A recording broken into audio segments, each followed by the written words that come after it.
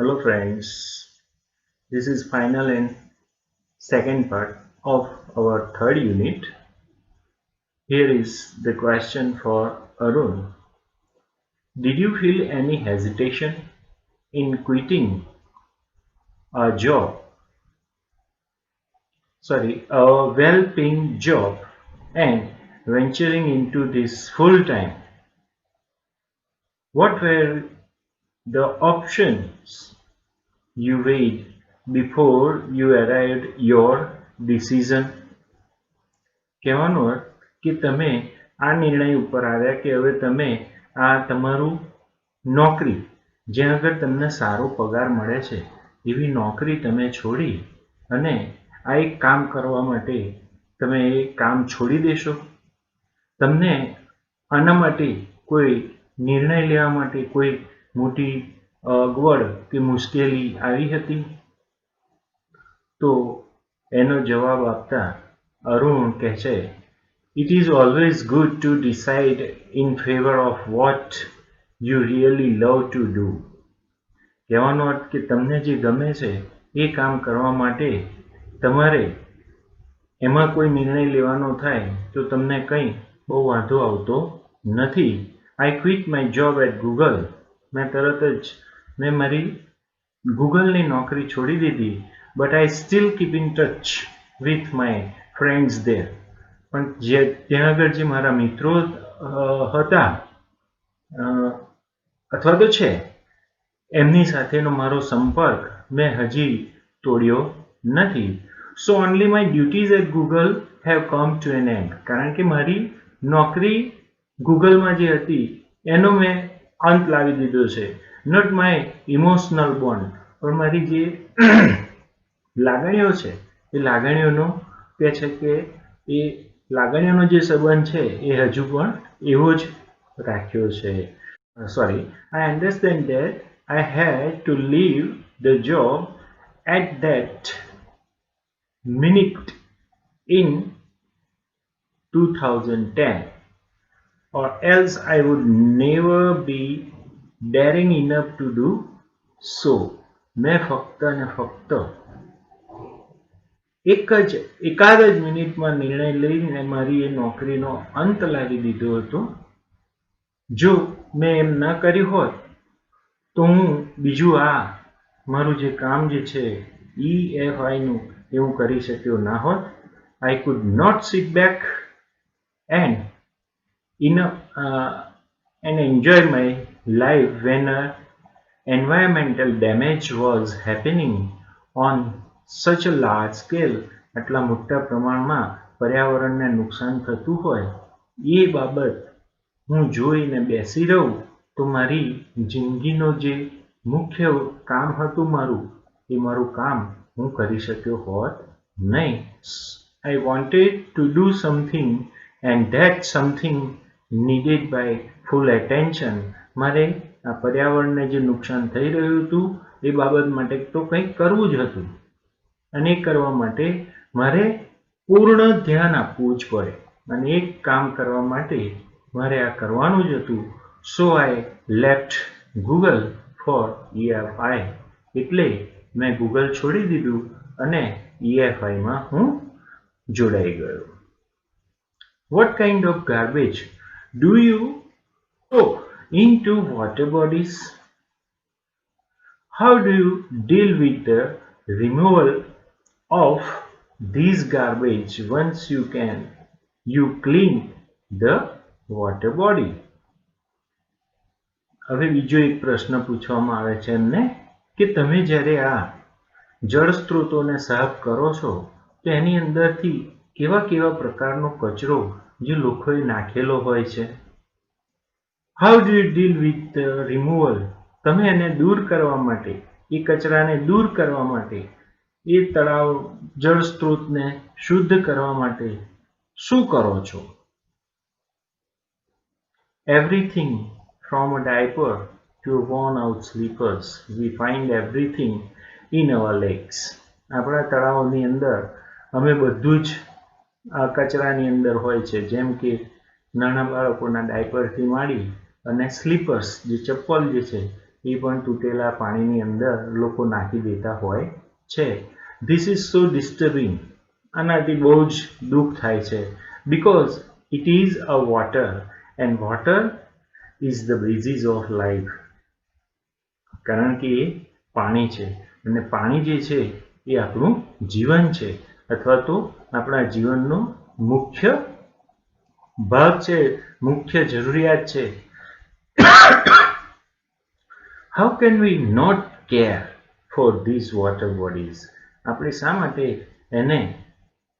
એની સાવચેતી ના રાખવી જોઈએ?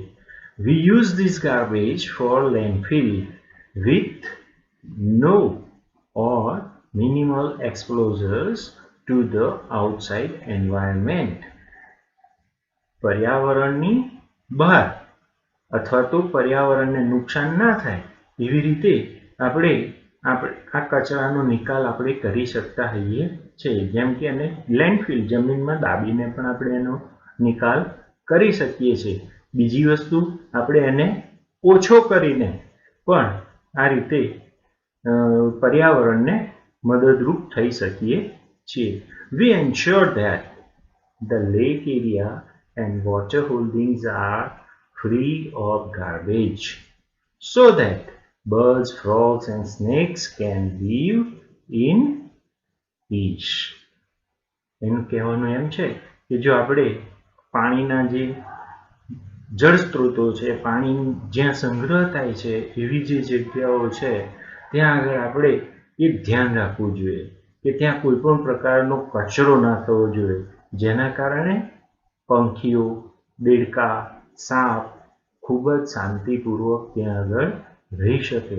અને એ ત્યાં રહે એ આપણા જીવન માટે પણ અગત્યનું છે. પછીનો પ્રશ્ન એ છે, how many days does it take to clear a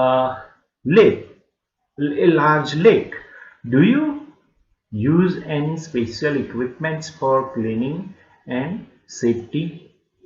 એ પ્રશ્નમાં છે કે તમે કોઈ મોટું તળાવ છે એને સાફ કરતા તમારે કેટલો સમય લાગે, અને બીજી વાત કે તમે એ જ્યારે સફાઈ કરો તો તમારી સલામતી માટે તમે શેનો ઉપયોગ કરો છો? તો એનો ઉત્તર આપતા કહે છે, depend on the size of the lake and the amount of garbage, it can take anywhere between 5 days and 3 months to completely clean a lake. એક તળાવને સાફ કરવા માટે 5 દિવસ પણ લાગે અને 3 મહિના સુધીનો પણ સમય લાગે, કારણ કે એ કેટલું મોટું છે અને એમાં કેટલો કચરો છે એના ઉપર એ આધાર રાખતું હોય છે. એટલે કે 5 થી માંડીને 3 મહિના સુધીનો સમય સાફ કરવામાં લાગી શકે છે. એના કદ અને કચરા ઉપર આધાર રાખતું હોય છે. We have our tools like racks and spades. અમે પંજેટી, પાવડા એનો ઉપયોગ અમારા સફાઈના સાધનો તરીકે કરીએ છીએ. What kind of protective gears do you use? Protective gear એટલે રક્ષણ કરવા માટેના, અને ગિયર એટલે અહીંયા સાધનો. કયા કયા સાધનોનો તમે ઉપયોગ કરો છો? તો એનો જવાબ આપતા એ કહે છે, એની સાથે બીજો એક પ્રશ્ન પણ છે, can you describe the cleaning process briefly? બ્રીફલીનો અર્થ ટૂંકમાં તમે બ્રીફલી વિસ્તારપૂર્વક તમે કહી શકશો કે કેવી રીતે તમે એને સાફ કરો છો? તો એનો જવાબ આપતા કહે છે, we wear nose masks, sanitary gloves and carry racks and spades with which we collect the garbage and dump it into collection buckets which are taken to the garbage truck. તો સાફ કરવા માટે જે સાધનો વપરાય છે, તમે પ્રોટેક્ટિવ રક્ષણ માટે કયા કયા સાધનો વાપરો છો? તો પહેલું તો એ નાક ઉપર પહેરવા માટેનું માસ્ક, જે આપણે કોરોનામાં બધા પહેરતા થઈ ગયા છે એટલે આપણે જોઈ જશે. સેનિટરી ગ્લોવ્સ એ પણ આપણે જોયા છે, હાથે પહેરવાના મોજા. અને કેરી રેક્સ, બરાબર, અહીંયા રેક્સ એટલે પંજેઠી અને સ્પેડ્સ એટલે પાવડા. with which we collect the garbage and dump it into collection buckets. Buckets એટલે buckets ની અંદર એ બધી વસ્તુઓ અમે ત્યાં આગળ કચરો કે છે ભેગો કરેલો હોય એ નાખીએ છીએ પંજેથી અને પાવડાના ઉપયોગથી અને પછી એને ગાર્બેજ ટ્રક કે જે મોટી ટ્રક લાવવામાં આવે છે જ્યાં આગળ એનો બધો કચરો એમાં નાખીને દૂર સુધી લઈ જવા માટે ટ્રકનો ઉપયોગ કરીએ છીએ.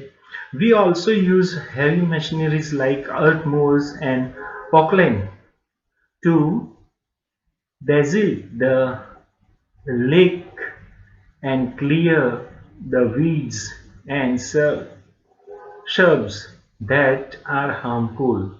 કારણ કે તળાવની આજુબાજુ ઘણા એવા ઝાડી ઝાંખરા હોય એવી બધી જે વસ્તુઓ છે એને પણ અમે દૂર કરીએ છીએ અને એ દૂર કરવા માટે પેલા અર્થ મૂવર્સ તમે જેને આપણે જીસીબી મશીન કહીએ છીએ બરાબર એવા પ્રકારના જે મશીન્સ હોય છે એ મશીનનો પણ ઉપયોગ ક્યારેક ક્યારેક અમારે કરવો પડતો હોય છે અને પછી અમે એના દ્વારા પણ આ બધા કચરો એ દૂર કરાવતા હોઈએ છીએ.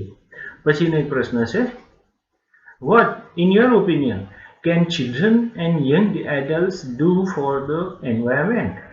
તમારા ઓપિનિયન એટલે મંતવ્ય અથવા તો મત મુજબ તમારા મત મુજબ બાળકો અને એડલ્ટ્સ યુવાનો એ પર્યાવરણ માટે શું કરી શકે? All of us in terms of protecting the environment, પર્યાવરણની રક્ષા માટે અમારામાંથી દરેકે નાનામાં નાની શરૂઆત તરીકે ક્યાંથી શરૂઆત કરવી? તો એનો જવાબ આપતા કહે છે, firstly we should all stop throwing trash outside our homes. આપણા ઘરની બહાર જે આપણે કચરો ફેંકીએ છીએ એ કચરો ફેંકવાનો સૌથી પહેલામાં પહેલો આપણે બંધ કરી દેવો જોઈએ.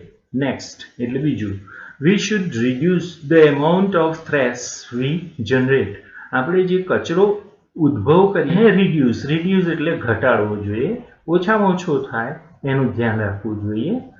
સ્ટ્રોઝ એટલે કે આપણે જે પેલી ઘૂંઘળીઓ હોય છે ને આપણે પીતા હોઈએ છીએ બરાબર, શરબત પછી કોલ્ડ ડ્રિંક્સ નારિયેળનું પાણી એમાં જે સ્ટ્રોઝ હોય છે, પછી પેલા ટીસ્યુઝ હોય છે હાથ સાફ કરવા માટેના ને બધા, પછી રેપર્સ, દરેક વસ્તુ ઉપર હવે તો રેપર આવી ગયા પ્લાસ્ટિકના જેનો નાશ જ ના થાય એવા પ્રકારની વસ્તુઓ. પછી બેટરીઝ એટલે જે આપણે સેલ કહીએ છીએ એ બેટરીઝ. ફાસ્ટ ફૂડ જેના બોક્સીસ ને એ બધું આવતું હોય છે એની ઉપર એલ્યુમિનિયમ ફોઇલ ને એ બધું આવતું હોય છે. પછી all these end up in lakes and they come from our homes. આ બધાનો અંત ક્યાં આવે છે? એ બધા જાય છે કે અંતે? એ બધા અંતે ક્યાં જાય છે? તળાવમાં જાય છે. ક્યાંથી આવે છે? તો આપણા ઘરમાંથી આવે છે. If we can reduce the amount of garbage at home, જો આપણે ઘરેથી જ એનો ઘટાડો કરીશું, and if we can dispose all garbage safely, અને જો આપણે એનો નિકાલ સલામત રીતે કરીશું, that itself is a great deal. એ પણ એક બહુ મોટું કામ છે. પર્યાવરણની રક્ષા માટેનું આ પણ એક બહુ મોટું કામ છે. Every student is welcome to volunteers with us in helping the environment. અમે દરેક સ્ટુડન્ટ એટલે વિદ્યાર્થીને આવકારીએ છીએ કે તમે અમારા આ એન્વાયરમેન્ટને મદદ કરવા માટે એટલે કે પર્યાવરણની મદદ અથવા તો સહભાગી બનવા માટે તો બનો. હાઉ મચ ટાઈમ, પછીનો એક પ્રશ્ન છે, લગભગ આ છેલ્લેથી બીજો પ્રશ્ન છે, how much time do school going children need to devote in say a week for an environmental cause?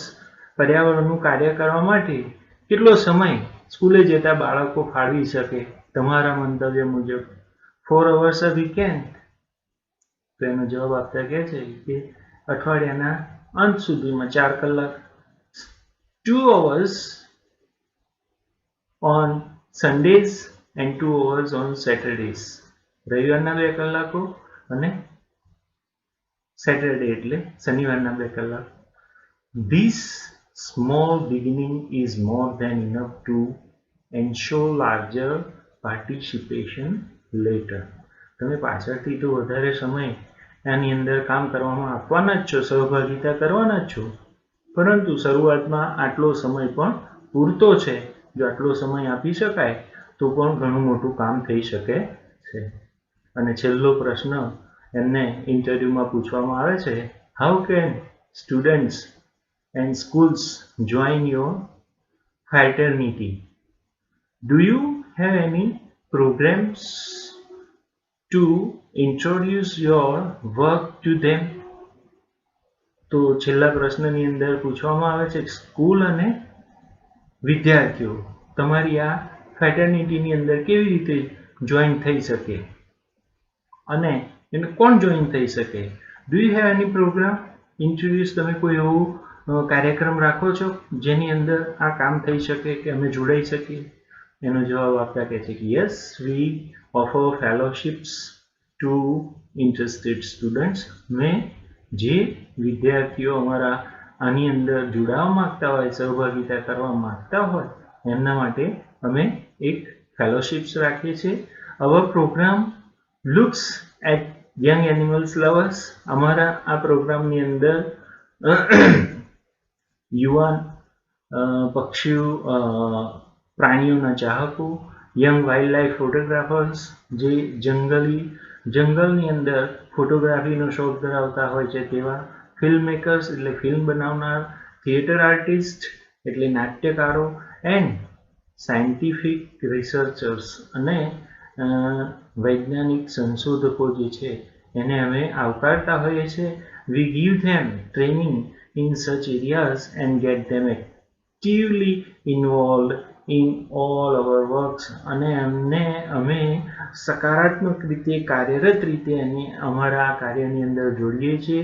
our youngest volunteers is in class 3. અમારો સૌથી નાનામાં નાનો જે કાર્યકર છે એ આજે ધોરણ 3માં અભ્યાસ કરે છે.